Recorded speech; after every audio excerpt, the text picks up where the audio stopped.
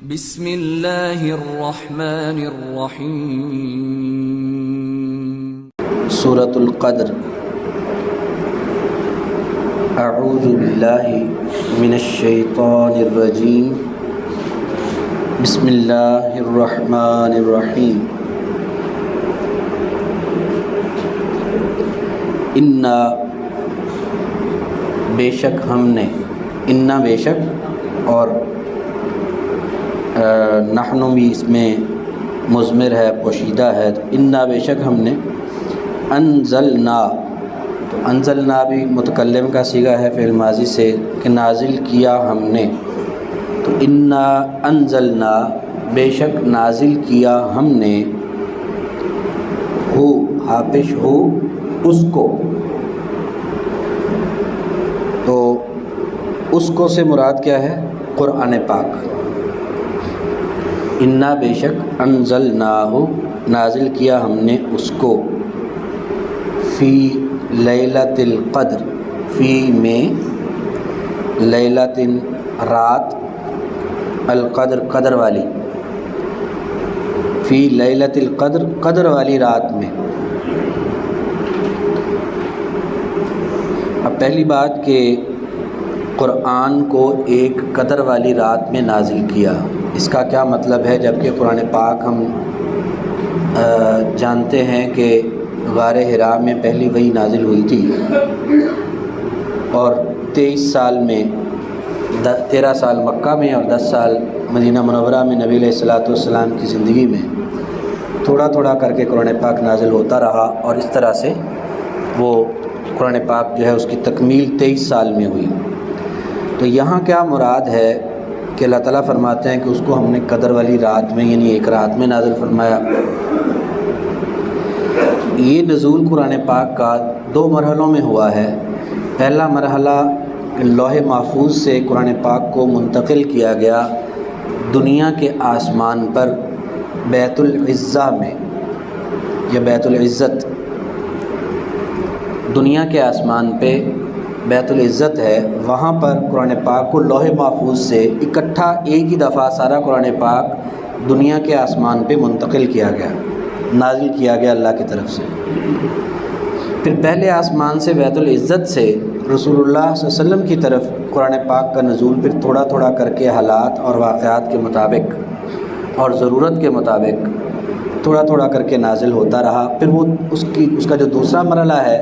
پہلے آسمان سے بیت العزت سے نبی کریم صلی اللہ علیہ وسلم تک پہنچنے کا، وہ 23 سال میں مکمل ہوا۔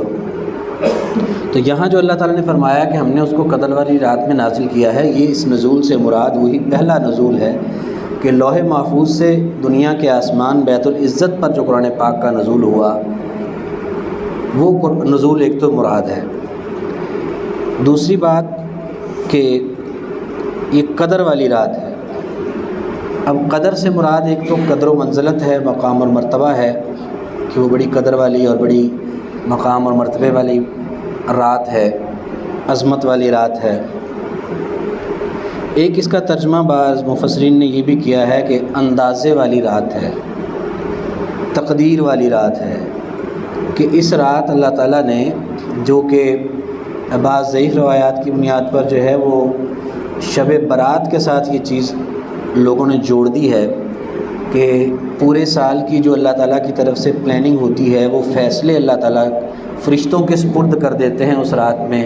اور لوگوں نے اس کو جو معروف کر رکھا ہے وہ شب برات میں ہے۔ جبکہ صحیح روایات کی بنیاد پر بعض مفسرین اس کی جو تفسیر بیان کرتے ہیں، وہ کہتے ہیں کہ جو تقدیر کے فیصلے، ایک پورے سال کی پلاننگ اسی قدر والی رات میں اللہ تعالیٰ وہ فرشتوں کے سپرد فرماتے ہیں، اور اس لیے اس کو بعض مفسرین جو ہے اس قدر والی رات سے مراد تقدیر والی یا مقدر والی رات یا اندازے والی رات بھی اس کی معنی بھی کرتے ہیں اور اس کی تفسیر بھی کرتے ہیں۔ لیکن ہم اس بحث میں جائے بغیر کہ یہ قدر والی رات سے مراد تقدیر ہے یا اس سے مراد قدر و منزلت ہے، ہم اس کا معنی قدر والی رات کریں گے، اور کیونکہ ہمارا زیادہ جو فوکس ہے وہ ترجمے کے اوپر ہے، تو انا بے شک انزلناہ نازل کیا ہم نے اس کو، فی لیلۃ القدر قدر والی رات میں، وما ادراک، وما اور کیا معلوم، وما اور کیا، ادراکا معلوم آپ کو، وما ادراکا کیا اور کیا معلوم ہے آپ کو، ما لیلۃ القدر کیا ہے قدر والی رات۔ یہ وہی انداز ہے جو پیچھے بھی آپ دیکھتے آئے ہیں کہ اللہ تعالیٰ جس چیز کی اہمیت کو اور اس کی بڑائی کو واضح کرنا ہوتا ہے تو سوال کر کے کہ تمہیں کیا پتہ کہ وہ کیا ہے۔ اور یہ اسلوب ہمارے ہاں بھی استعمال ہوتا ہے کہ تمہیں کیا پتہ کہ وہ کیا چیز ہے۔ کسی بھی چیز کے بارے میں، کسی انسان کے بارے میں یا کسی چیز کے بارے میں ہم کہہ دیتے ہیں جس کی جو خوبی بہت زیادہ ہوتی ہے تو اس کے بارے میں سوالیہ انداز میں کہتے ہیں کہ تمہیں کیا پتہ کہ وہ کیا چیز ہے۔ تو اسی طرح سے اللہ تعالیٰ یہاں فرماتے ہیں کہ وما ادراک اور کیا معلوم آپ کو، ما لیلۃ القدر کیا ہے قدر والی رات۔ اللہ اکبر۔ اصل میں یہ جو کتاب قرآن ہے نا، یہ کائنات کے مالک اللہ کا کلام ہے۔ پروردگار جو ہے آسمانوں اور زمین کا پیدا کرنے والا، میرا اور آپ کا پیدا کرنے والا اللہ، یہ اس مالک کا کلام ہے۔ یہ اتنی عزت والا اور اتنا یہ مرتبے والا اور اتنا شان والا کلام ہے کہ اس کے ساتھ جس چیز کی نسبت ہو جاتی ہے، کیونکہ اللہ تعالیٰ کی ذات سب سے بڑی، سب سے عظیم اور سب سے زیادہ عظمت والی ذات ہے، تو اس کا جو کلام ہے، اس کے جو احکامات ہیں، اس کلام کو بھی دنیا کے تمام کلاموں کے اوپر فوقیت حاصل ہے۔ تمام کلاموں میں سے اللہ کے رسول بھی خطبے کے الفاظ میں فرمایا کرتے تھے کہ سارے کلاموں میں سے بہترین کلام اللہ تعالیٰ کی کلام قرآن مجید ہے۔ یعنی جتنے بھی ان خیر الحدیث کتاب اللہ، یہ بہترین بات جو ہے، اگر ساری باتوں میں سے، سارے کلاموں میں سے بہترین کلام جو ہے وہ اللہ کا کلام ہے۔ جب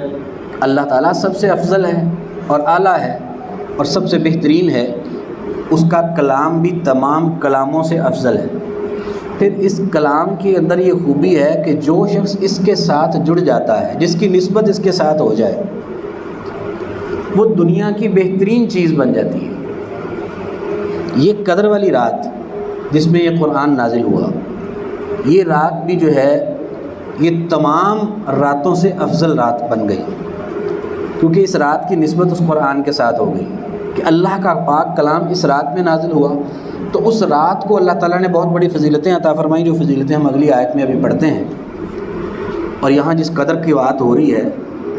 وجہ یہ میں صرف سبب بیان کر رہا ہوں، عرض کر رہا ہوں کہ سبب اللہ کے کلام کے ساتھ نسبت ہے، کیونکہ اس رات میں اللہ کا کلام نازل ہوا،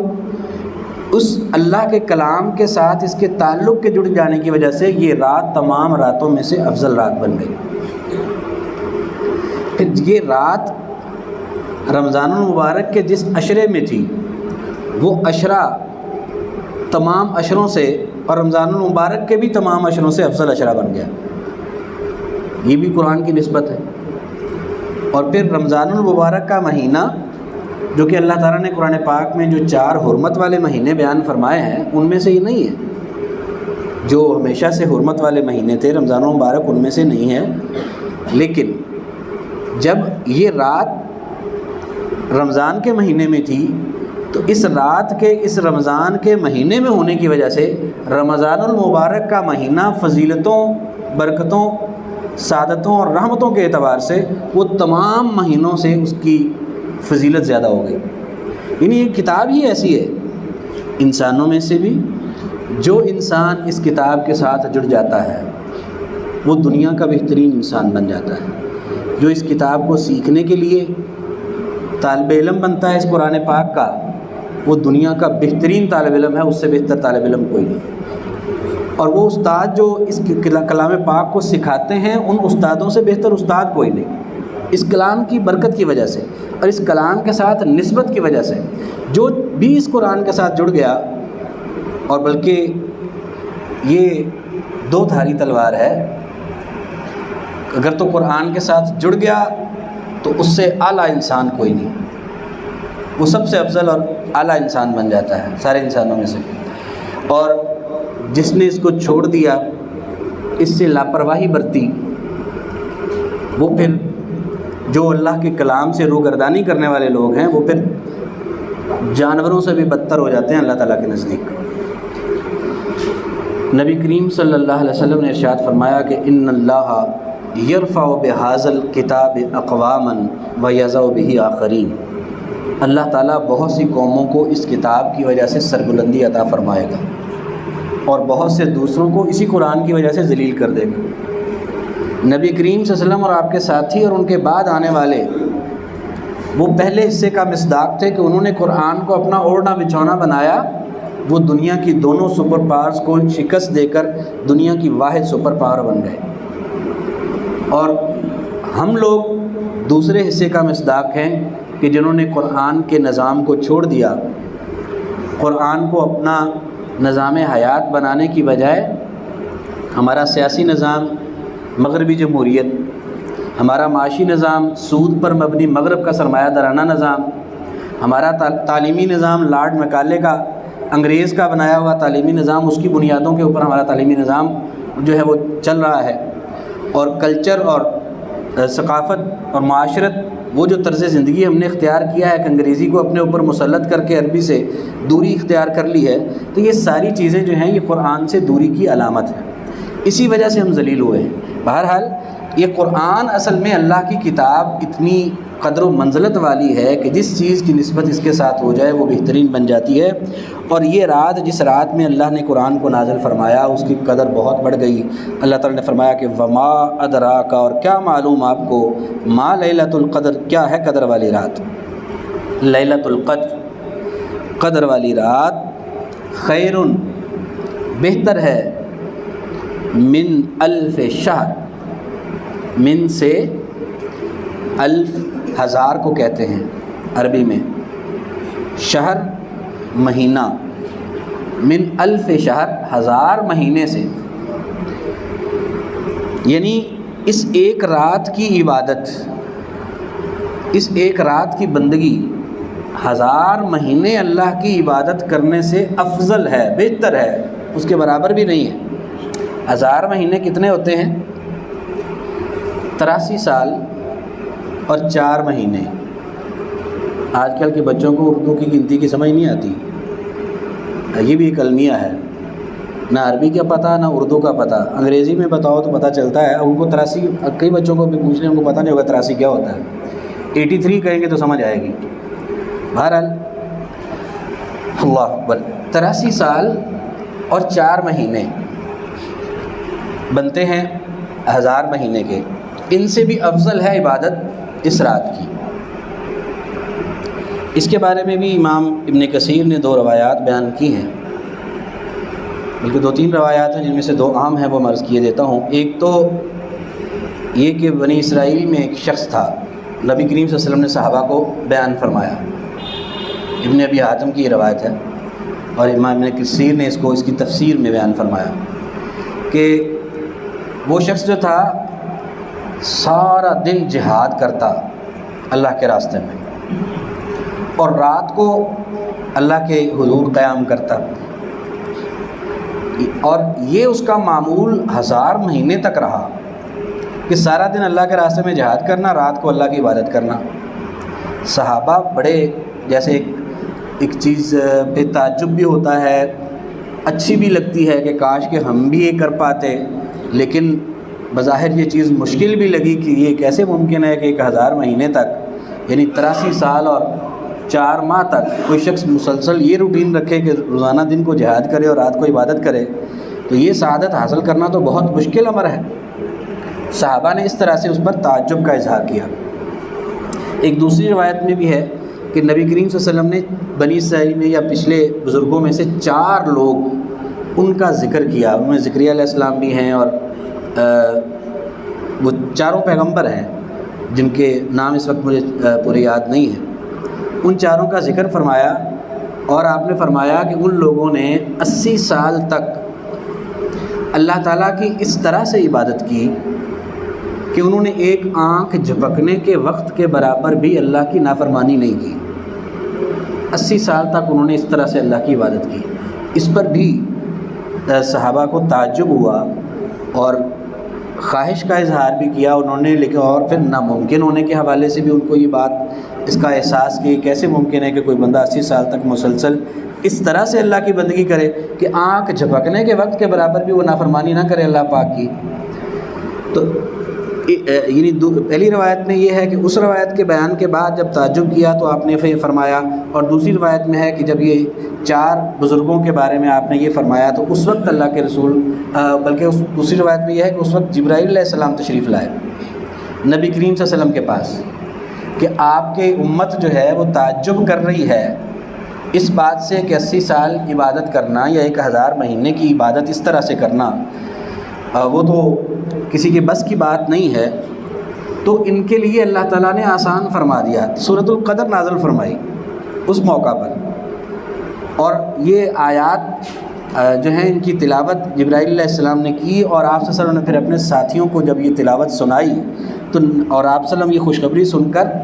نبی علیہ الصلوۃ والسلام بھی بہت خوش ہوئے، اور صحابہ کرام رضوان اللہ علیہ مجمعین بھی بڑے خوش ہوئے کہ وہ ایک ناممکن جو سعادت لگ رہی تھی کہ ہم کیسے حاصل کر سکتے ہیں اس کو، اللہ تعالیٰ نے اس کو امت محمدیہ کے لیے اس طرح سے آسان کر دیا کہ فرما دیا کہ اگر تم اس ایک رات کی عبادت کر لو تو اس ایک رات کی عبادت وہ جو 1000 مہینے والی عبادت تمہیں مشکل لگ رہی ہے اس سے بھی افضل ہوگی اور اس سے بھی زیادہ تمہیں ثواب ملے گا۔ تو اس لیے اللہ تعالیٰ نے یہ فرمایا کہ لیلۃ القدر یہ جو 1000 مہینے کی ایک مقدار بیان کی گئی ہے، اصل میں اس کے پیچھے سبب اس طرح کی روایات ہیں کہ لیلۃ القدر قدر والی رات خیر بہتر ہے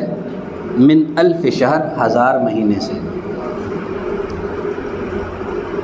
پوری کر لیں جی، بچہ پارٹی جی کر لیں جی پوری، چلیں آپ بھی بیٹے پھر باقی بھی کوشش کیجیے گا انشاءاللہ۔ تنزل الملائکۃ، تنزل نازل ہوتے ہیں یا اترتے ہیں، الملائکۃ فرشتے، والروح، الروح سے مراد جبرائیل علیہ السلام، اترتے ہیں فرشتے اور جبرائیل علیہ السلام۔ کتنے فرشتے اترتے ہیں؟ نبی نے فرمایا کہ اتنی تعداد میں فرشتے اترتے ہیں کہ زمین میں جگہ تنگ پڑ جاتی ہے ان کے لیے اس رات میں۔ اور اترتے کس لیے ہیں؟ بِإِذْنِ رَبِّهِمْ، بے ساتھ، اچھا، والروح اور جبرائیل علیہ السلام، فیہا، اس میں، یعنی اس رات میں، بِإِذْنِ، بے ساتھ، اذن اجازت یا حکم، ربہم ان کے رب کا، اوپر دیکھا کریں الفاظ کو دھیان سے، بِإِذْنِ ساتھ حکم کے، ربہم ان کے رب کے، یعنی وہ اپنے رب کے حکم کے ساتھ اترتے ہیں، من کل امر، من سے کل ہر ایک، امر کام، ہر کام کے بارے میں۔ یہی وہ آیت ہے جس کی بنیاد پر وہ جو تفسیر کی گئی نا تقدیر والی،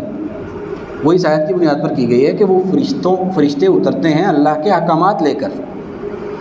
ہر معاملے کے بارے میں جو اگلے سال میں ہونے والا ہوتا ہے وہ اللہ تعالیٰ سارے احکامات دے دیتے ہیں، کتنا کتنا کس کس کو رزق ملے گا، کون کون مرے گا، کون کون پیدا ہوگا، کیا معاملات، کیا حالات، اگلے سال کی پوری پلاننگ، ہر معاملے کے بارے میں اللہ کے احکامات لے کر فرشتے اترتے ہیں۔ تنزل الملائکہ، تو اترتے ہیں فرشتے، والروح اور جبرائیل علیہ السلام، فیہا اس میں، بِإِذْنِ ربہم اپنے رب کے حکم سے، من کل امر ہر کام سے، یعنی ہر کام کے بارے میں۔ ساتھ فرمایا کہ سلام، سلامتی ہے۔ اب اس سلامتی سے مراد بھی بعض نے تو یہ لیا ہے کہ پوری رات جو ہے وہ اہل ایمان جو ہیں وہ شیطان کے شر سے سلامت رہتے ہیں، یہ سلامتی مراد ہے۔ بعض نے کہا کہ نہیں، فرشتے اس رات آ کر اہل ایمان کو سلام بلاتے ہیں، اس لیے اس کو سلامتی کہا گیا ہے۔ اور بعض کے نزدیک کیونکہ وہ ساری رات جو ہے وہ اجر و ثواب کے اعتبار سے، اور وہ جو بھی اس کی رحمت اور برکت اور سعادت کے لمحات ہیں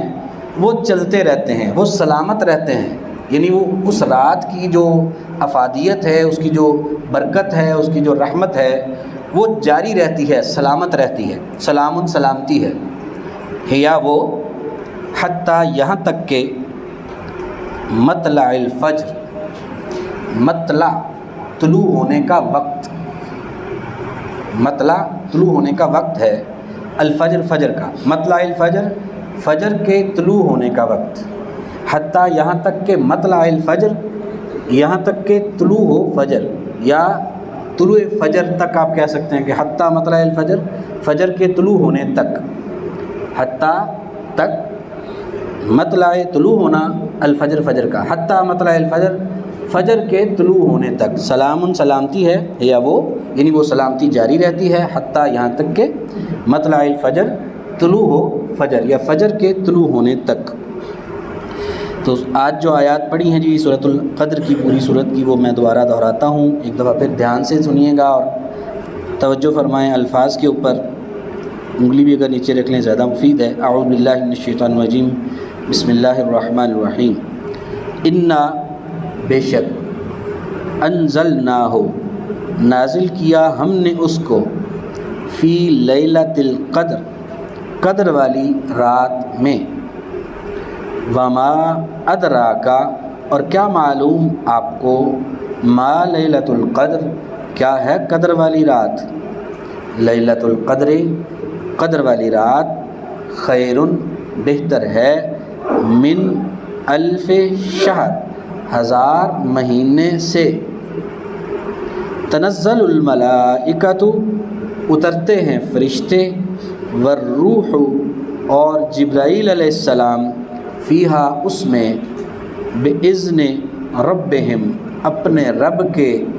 اذن کے ساتھ، یعنی اپنے رب کے حکم کے ساتھ، من کل امر ہر کام کے بارے میں یا ہر کام سے، سلام سلامتی ہے، یا وہ حتیٰ یہاں تک کہ مطلع الفجر طلوع ہو فجر۔